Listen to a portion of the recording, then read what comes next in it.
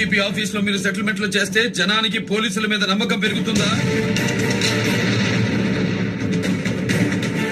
బాధ్యత గల పొజిషన్ లో ఉండి ఇంకెప్పుడు తలదించుకునే పని చెయ్యొద్దు.